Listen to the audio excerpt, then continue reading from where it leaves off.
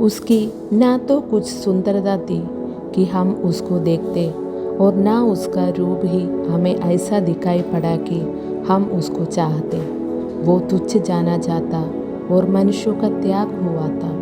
वो दुखी पुरुष था, रोग से उसकी जान पहचान थी और लोग उससे मुंह फेर लेते थे।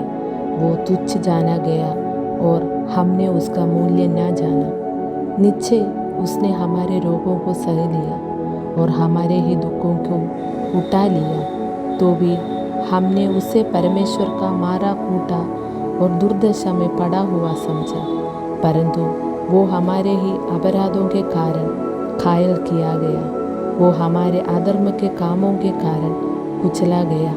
हमारा ही शांति के लिए उस पर ताड़ना पड़ी कि उसके कोड़े खाने से हम लोगों चंगे हो जाए।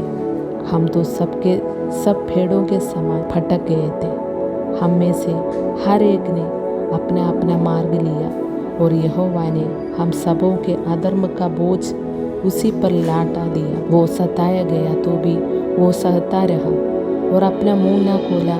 जिस प्रकार भेड़ वध होने के समय और भेड़ी ऊन का तरने के समय चुपचाप शांत रहती है, वैसे ही उसने भी अपना मुंह न खोला। अत्याचार करके और दोष लगाकर वे उसे ले गया। उस समय के लोगों में से किसने इस पर ध्यान दिया कि वो जीवितों के बीच में से उठा लिया गया।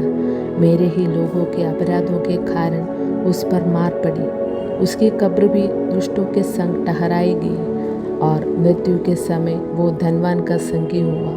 यद्यपि उसने किसी प्रकार का उपद्रव न किया था और उसके मुंह से कभी छल की बात नहीं निकली थी, तो भी यहोवा की यही बाया कि उसे कुचले। उसी ने उसके रोगों कर दिया। जब वह अपना प्राण दोष बलि करे तब वो अपना वंश देखने पाएगा। वो बहुत दिन जीवित रहेगा। उसके हाथ से यहोवा की इच्छा पूरी हो जाएगी। वो अपने प्राणों का दुख उठाकर उसे देखेगा और तृप्त होगा। अपने जान के द्वारा मेरा धर्मी दास बहुतेरों के धर्मी ठहराएगा और उनके अधर्म के कामों का बोझ आप उठा लेगा। इस कारण मैं उसे महान लोगों के संग भाग दूंगा और वो सामर्थियों के संग लूट बांट लेगा, क्योंकि उसने अपना प्राण मृत्यु के लिए उंडेल दिया। वो अपराधियों के संग गिना गया, तो भी उसने बहुतों के पाप का बोझ उठा लिया और अपराधियों के लिए विनती करता है।